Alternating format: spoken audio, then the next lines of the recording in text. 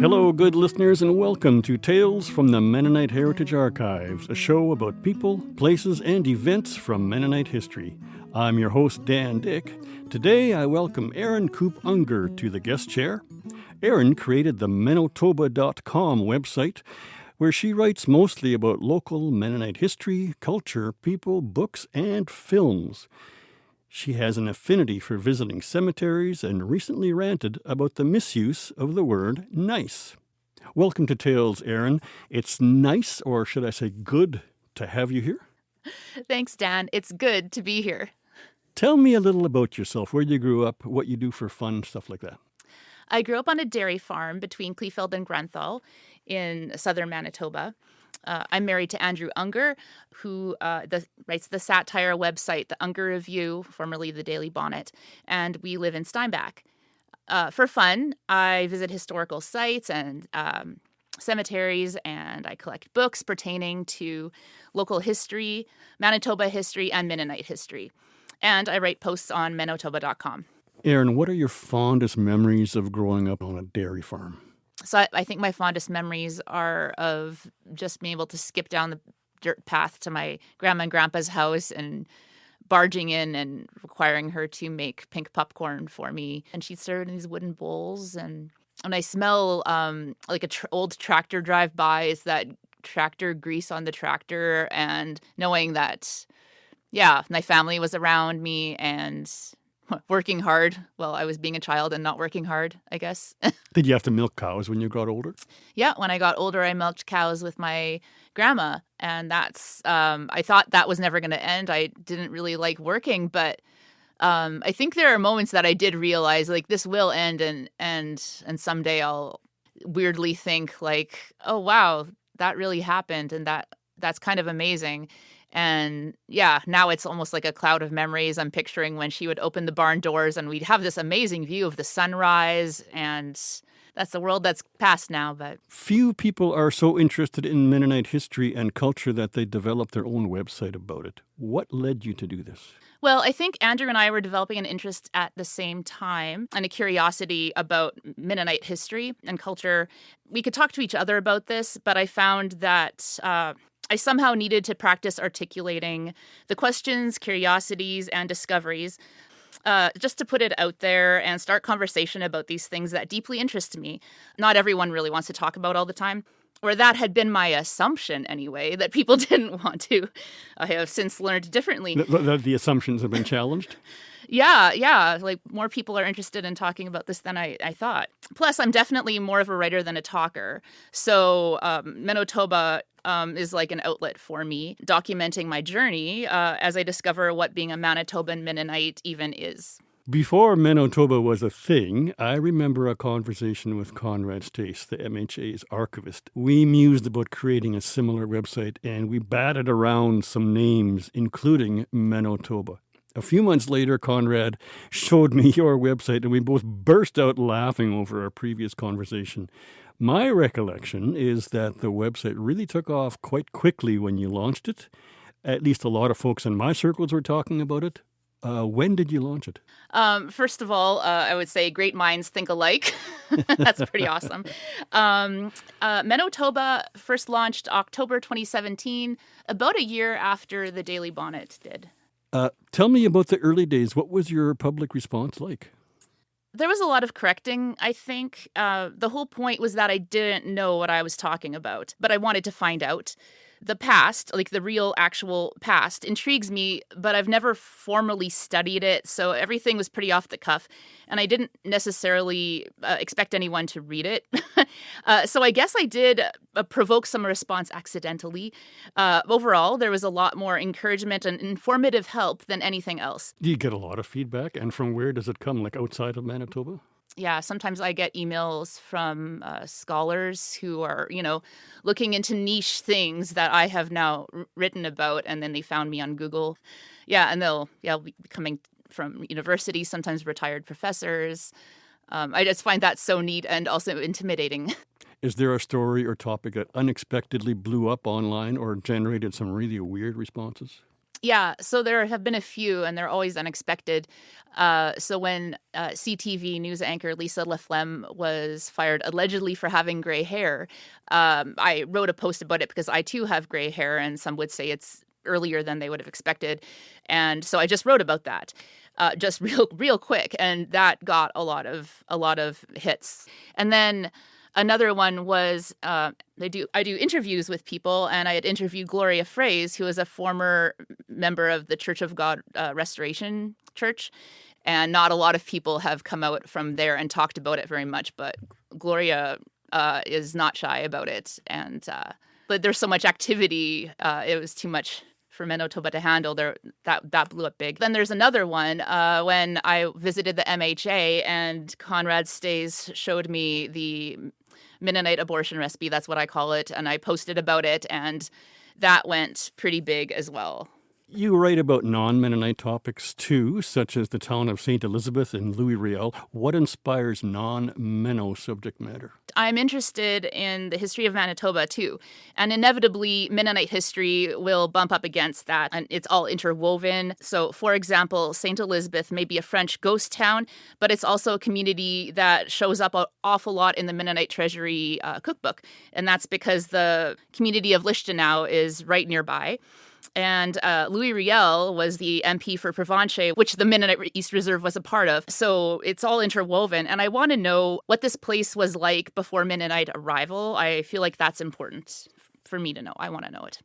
What do you think draws readers to your website? Readers of Mennotoba are curious. They're curious about the past and about what pursuing the past means today. I also think that maybe there aren't a lot of non-academic people out there writing about history the way I do, which is getting things wrong, being super casual, stumbling and making mistakes. What do you say to people who feel Mennotoba prioritizes culture over Mennonite faith? Well, as far as Mennonite faith goes, I'm still learning about what that is today. Part of my process of discovery has included joining a church in the Mennonite Church Canada Conference.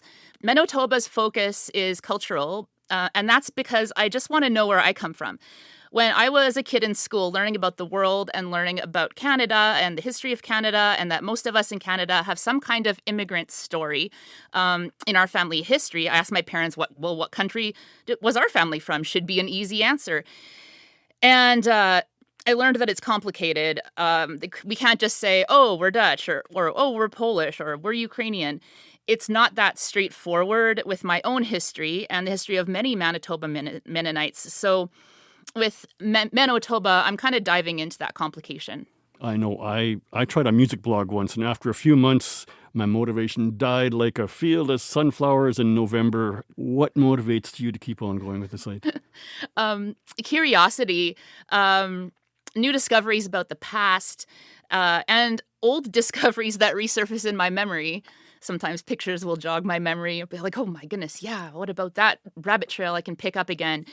Because things don't get resolved so neatly. So the list of questions that I have in my mind and potential little trails I could follow, that seems endless.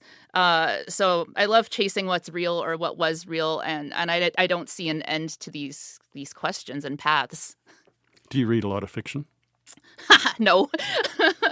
Once in a while I do, just but no, I gravitate towards autobiographies, biographies, and just straight up community history. Yeah.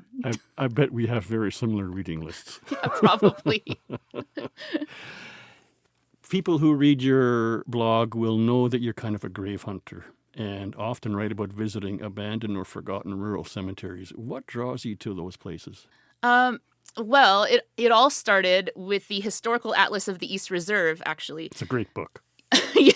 Yeah. So this is kind of how it all began a little bit. Andrew and I attended the book launch for that atlas, and we didn't really understand exactly what this even was. So we are like, there's pages being projected up on the screen, and they're talking about, like, did you know you can see who actually like had this, like, settled on this land in this year, like the number is there in this old script. I'm like, what? Then I can learn so much actually about this is the place I live now. So that's how I learned, well, there used to be all these little villages exactly where I've always lived and I didn't know. And so I started going to those places, and what's left are cemeteries. Sometimes not even, but often. And the tangible reminders of the past, evidence of the past, in the part of the world where not much of the past remains anymore. And that's kind of how that all started. Do you keep a logbook of cemeteries you visited, like a bird watcher? No, I should. I really should. I can imagine going home and start taking one of my journals and being like, this is my cemetery logbook now. And then also, I often think I should go back and check on them and see how they're doing. You never know, right? They change. Yeah, they over change time. because fields change, farming practices change, they get overgrown. Okay, weird question. What's the most number of ticks you ever got visiting a cemetery? I want to say 7 because I feel to me that's a small number considering where I've all explored, because you'd think there would be more, but I'm consistently surprised by how few. I was absolutely in the bush about a month ago looking for more gravestones and finding some. And in the end, I only ever found 1 tick. That's great, because a month ago was like in the middle of tick season. Yeah, so that's Totally. strange, right? I don't know. I'm just meant to do this, Dan. Sounds that way. You're a semi-regular visitor to the Mennonite Heritage Archives. What are you looking for there? Information about my family that I haven't really been able to find elsewhere, rare books that help fill in the blanks about my family's past, and of course, fascinating stories. Some examples of specific things that I feel privileged to have seen are more personal. Seeing Peter Berg's handwritten sermons, and he was one of the first settlers of Grunfeld, and I'm descended from him. And to see, actually, I never thought I'd see his handwriting, and I did, and I could not read it. I still need to learn to read German, but it was very amazing to see that, all these years after. That's amazing. What has taken you off guard about doing what you do in such a public space? I think just how rewarding it is to examine what matters to me, what I'm curious about, and what I'm genuinely excited about, and just put it out there to start the conversation. It started so many incredibly valuable conversations, and I've gained many new friends through it, and a lot of opportunities to just learn and grow. And I don't know, it's just, I didn't think that it would be an opportunity for so much valuable connection. Picture yourself a few decades from now, maybe in a rocking chair in the local Altenheim, the seniors' home, reflecting on life. What do you hope the site has accomplished? I think that if there's others out there who, like me, develop this curiosity about where we came from, just that whatever I've done will help to make them feel like they're not alone in their quest, and that maybe I've left them a few breadcrumbs to follow. I've been speaking with time traveler Erin Koop Unger. Chatting with you has been as tasty as freshly baked rhubarb plots. You've been very gracious in entertaining all my questions. Thank you so much for taking time to visit me today. Thank you for the opportunity. Normally, this is where I tell you, dear listener, to visit mharchives.ca to see more stories and photos related to this episode. And there will be something there, but of course you can also visit Mennotoba.com, which is chock full of Erin's sparkly writing and photos about her exploits and adventures. As usual, the Tales team welcomes your comments and questions about this program via email at info@mharchives.ca. Hello, I'm Archivist Conrad Stace.